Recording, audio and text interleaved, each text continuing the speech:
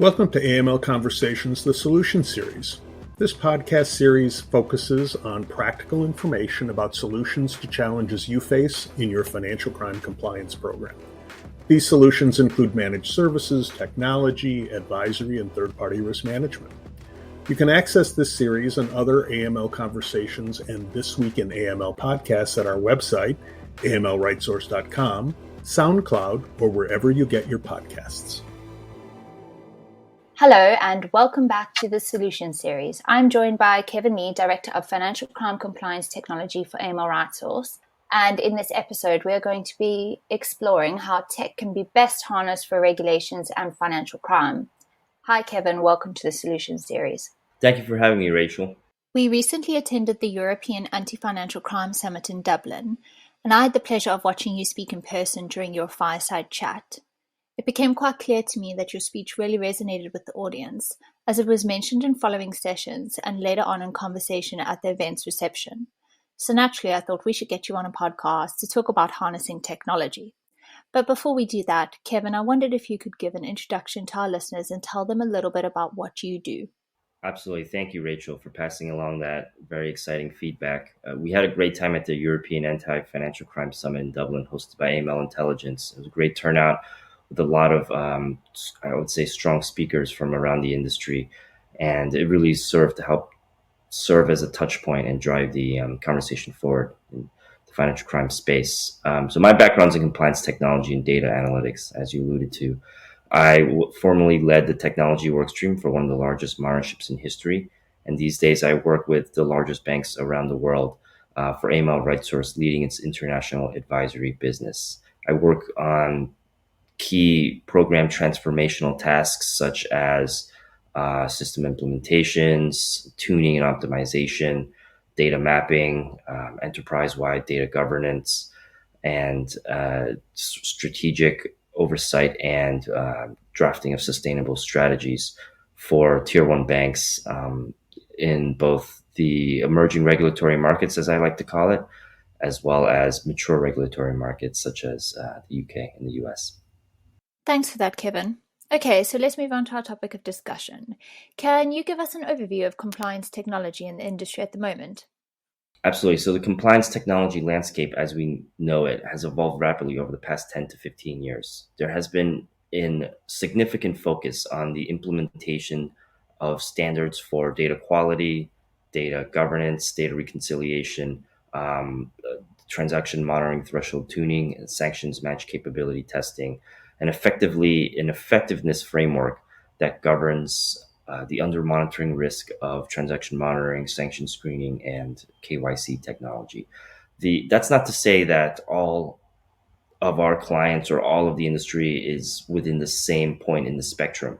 There are still banks that are laying the foundation for effectiveness, that are still understanding what is the tuning approach and risk appetite that works best for them. And then on the opposite end of the spectrum, you have banks that are fully comfortable with the foundation that they have created in order to maintain these FCC models, and they're looking forward towards artificial intelligence and machine learning. And where do you think the industry is heading? So I think the next 10 to 15 years will focus heavily on efficiency, much like the past 10 to 15 years have focused on an effectiveness framework that manages the under-monitoring risk of our current state FCC systems. What that really means is taking the false positives that are discarded by the model today, the 90, 95 to even 99% false positives that you see in sanction systems, TM systems, and KYC systems, and using them in order to learn from them and feed the AI models. The pattern recognition and machine learning concepts that AI has, the ability to contribute to the current state systems, I think cannot be overlooked. And now that's not to say there aren't issues with AI and machine learning. It's not a cure-all. There's absolutely a need for us as an industry to understand how to operationalize this abstract, fairly new concept and ensure proper human oversight and quality control over the results. I think it's a conversation that needs to be had by every bank on a case-by-case basis, whether or not you're ready to implement artificial intelligence into your TM and sanctions and KYC models in order to provide efficiency, or whether you're still in the stage of implementing an effectiveness framework, there needs to be a position on artificial intelligence and some thought about how we're going to provide oversight as a bank, how it is going to be tailored to your risk appetite, because it is not a cure-all solution. In terms of where the industry is headed, we must also mention robotic process automation, which is the less exciting cousin to artificial intelligence. Robotic process automation is the process of identifying rote and repeatable tasks and writing quote-unquote dumb code to reduce human intervention. It's another priority focus of firms like AML RightSource to introduce organic workflow efficiency gain. What this means for banks is they should take a step back and understand from end to end, their process workflows, and where are the bottlenecks, where are the opportunities where analysts are not providing value, but instead doing repeatable tasks that add little value and add a lot of time. This type of efficiency overview is something that banks should be doing on a consistent basis for all their operational workflows, but particularly in compliance, where they have historically opportunities to gain efficiency in terms of data collection of various media sources, in terms of data collection across TM for KYC processes and vice versa. What are 3 main points or key takeaways that you'd like to leave our listeners with? I think for any bank, no matter where you are on the spectrum of your financial crime compliance technology journey, whether you're implementing an initial effectiveness framework to manage under monitoring risk, or whether you're on the forefront of artificial intelligence and machine learning and automation and creating efficiency gains that lead the industry, there are a few things that are essential for you to establish. The first is a model risk management framework that manages your under monitoring risk. And what that means is a framework that ensures tuning and optimization, ensures data governance, ensures proper model governance and oversight, and ensures proper sustainability moving forward. The second main thing is data. The story of compliance technology data is the story of enterprise-wide data. And there are a few functions I can count in a bank that rely on the end-to-end transaction, customer, and other data workflows that compliance does.